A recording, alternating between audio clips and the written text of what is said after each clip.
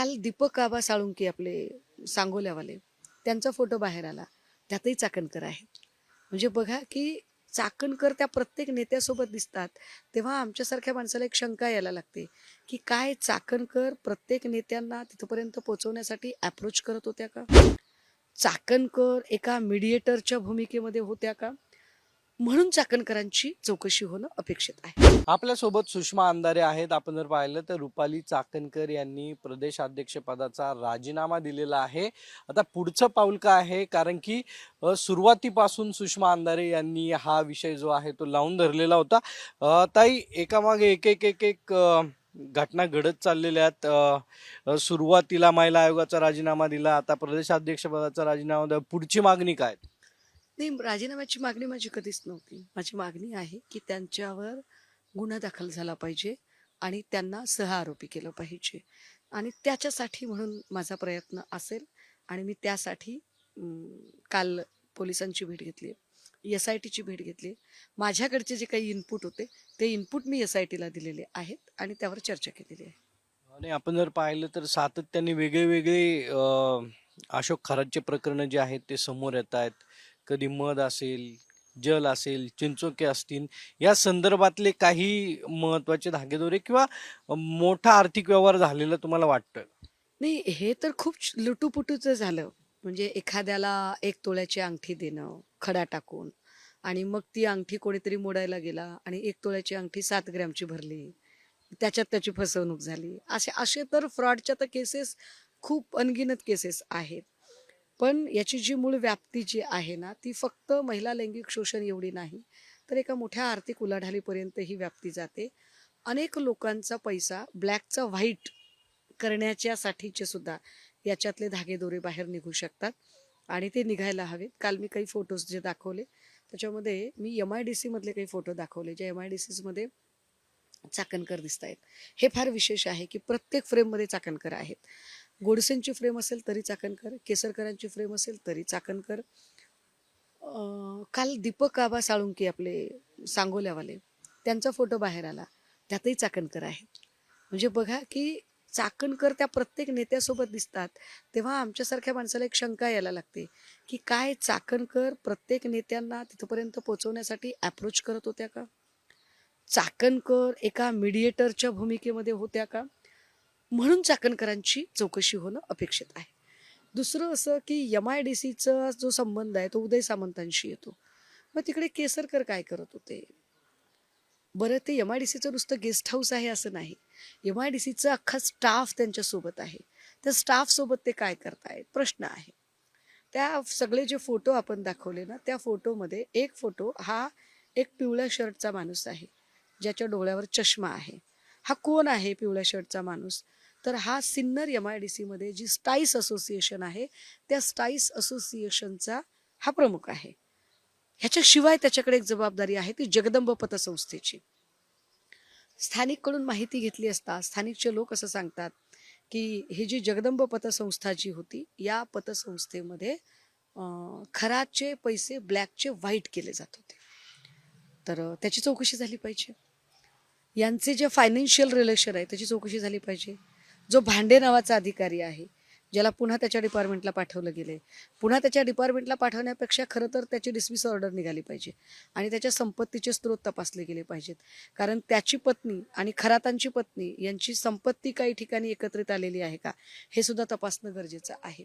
म्हणून आमची मागणी आहे, फक्त राजीनामा नाही, तर त्यांच्यावर गुन्हा दाखल झाला पाहिजे, त्यांना सहआरोपी केलं पाहिजे, आणि चाकणकरांचे सगळे कॉल रेकॉर्ड्स तपासले जावेत. चाकणकरांचे सगळेच्या सगळे काय म्हणता येईल त्याला, संपत्तीचे स्रोत तपासले जावेत. काही तुम्ही पुरावे दिलेत त्या संदर्भात? काही चाकणकरांचे पुरावे तुमच्याकडे होते का, किंवा काय? काय आहे, हा तपासाचा भाग आहे आणि महिलांच्या शोषणाशी संबंधित सगळे इश्यूज आहेत. त्यामुळे यातली बरीचशी माहिती कदाचित मला उघड करता येणार नाही.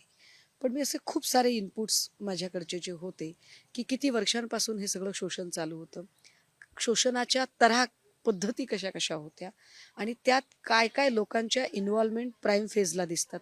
तर ह्या सगळ्या गोष्टी आम्ही त्यांना काल दिलेल्या आहेत. नाही, पण हे सगळं प्रकरण सुरू झाल्यानंतर तुम्ही रुपाली चाकणकरांशी किंवा रुपाली चाकणकरांनी तुमच्याशी काही कॉन्टॅक्ट केलाय का, काय बोलणं झालंय? नाही, आम्ही आधी पण कधी बोललेलो नाही.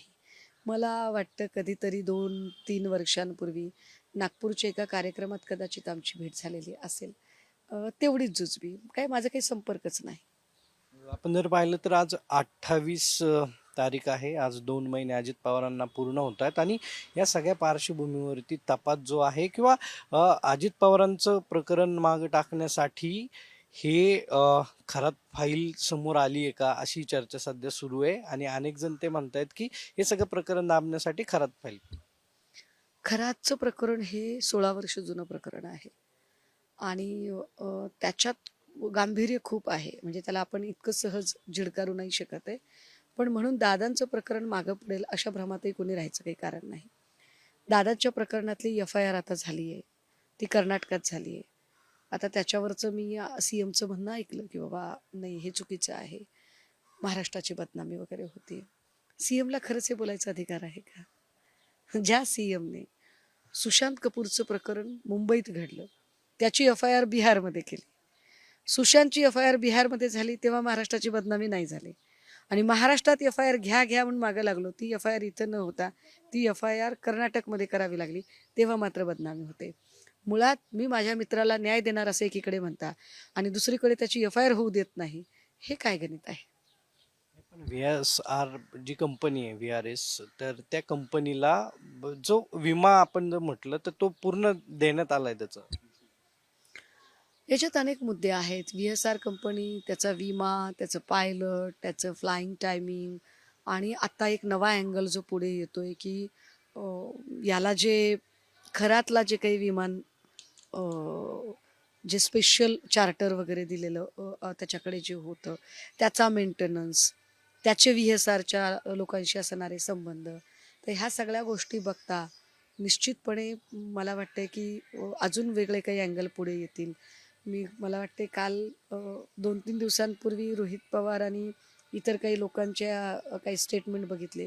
मला वाटते मिटकरीने पण काही स्टेटमेंट केलेले आहेत की दादांच्या बंगल्याच्या समोर काही जादूटोण्याचे काही प्रकार झाल्याचे काही निदर्शनास आले, तर त्याचा संबंध खऱ्याशी आहे का ते सुद्धा तपासलं गेलं पाहिजे. ह्या सगळ्या पार्श्वभूमीवरती आपण जर पाहिलं तर तो तपास कुठे मागं पडताना पाहायला मिळतोय का, आणि खरतांशी इतर पक्षातलेही नेत्यांचे संबंध होते? हा तपास मागे पडू नये असं मला माझ्यासारख्या माणसाला नक्की वाटेल. कारण अजितदादांसारखं अफाट कर्तृत्व असणारं नेतृत्व ज्या पद्धतीने अचानक आमच्यातनं गेलेलं आहे, तर ही एक भळभळती जखम आहे महाराष्ट्राची आणि निश्चितपणे त्याला न्याय मिळाला पाहिजे.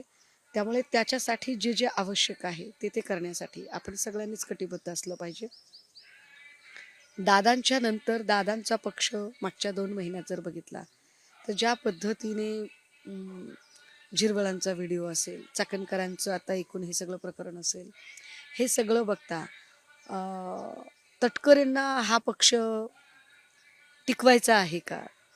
तटकरे जरी वरवर दाखवत असले की नाही आता आम्ही सगळं हँडओव्हर केलेलं आहे, तरीसुद्धा रोहित पवारांनी जी कागदपत्र बाहेर काढली की आयोगाला दिलं जाणारं पत्र काहीसं वेगळंच होतं, तर हे सगळं बघता शंका येते की एका कर्तृत्ववान माणसाने अत्यंत कष्टाने जो पक्ष उभा केला, तो पक्ष, त्या पक्षामध्ये आत्ता जे काही चालू आहे ते बघताना निश्चित वाईट वाटतं. काही इतर पक्षाचे नेत्यांचे संबंध हे खरतांशी. याच्यात ना जवळपास 40-42 आमदारांची संख्या दिसते आणि त्यासोबतच या सगळ्यांमध्ये मला वाटते 8 ते 9 मंत्र्यांची संख्या आहे. आता ह्या सगळ्यांमध्ये जसं मी कालही म्हटलं की केसरकरांचा काहीच संबंध नव्हता.